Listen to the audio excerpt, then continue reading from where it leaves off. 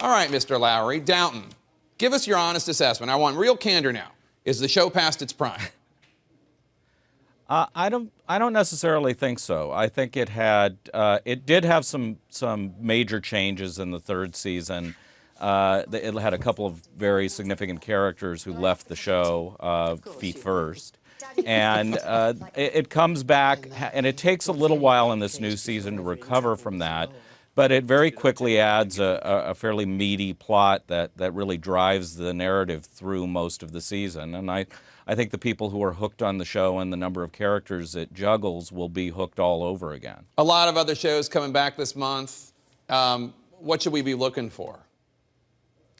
Well, there's a real crush of new and returning shows, but I think among the new shows, the real standout in the bunch is True Detective, which is an HBO drama starring Matthew McConaughey and Woody Harrelson. Matthew McConaughey's film career has taken off at this point, so the timing could hardly be better. And it's beyond the casting, it's a triple-layered mystery, which is really engrossing. And then after that, there's a number of other new shows, some of which are fun and mildly promising. CBS has a show called Intelligence. HBO has a new show about gay men in San Francisco called Looking. There's just a tremendous breadth of TV on right now, and this month is just going to add to that. What about the ones coming back? Not the new shows, but returning shows. What should we be looking out for? What's in good shape? What's in bad shape? You go ahead and unleash.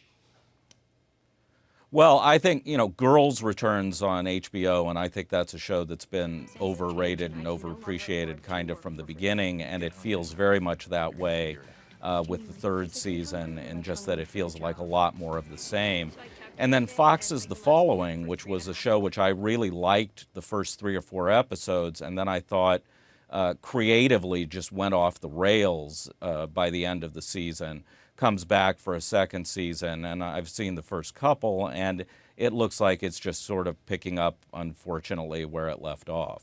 With Netflix and Amazon Prime, more cable networks, do you think TV is getting better, or was the heyday maybe a few years ago and now it's kind of sliding down or coasting?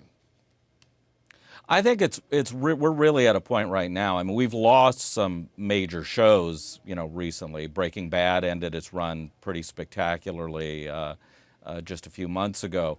But we're in a real heyday of television drama, certainly, and we've seen some strides in comedy as well. It's tougher, I think, for the comedy to make that kind of noise. But as you said, with channels, or really not even channels, like Netflix and Amazon Prime and Hulu, all trying to brand themselves by adding these prestigious shows, we're seeing a tremendous glut of things that are worth watching. When I was trying to put a year-end list together of 10 best, I couldn't cap it at 10, and I really had a couple of dozen who, I could make an argument for being on there one way or another. That's a pretty deep bench of good shows.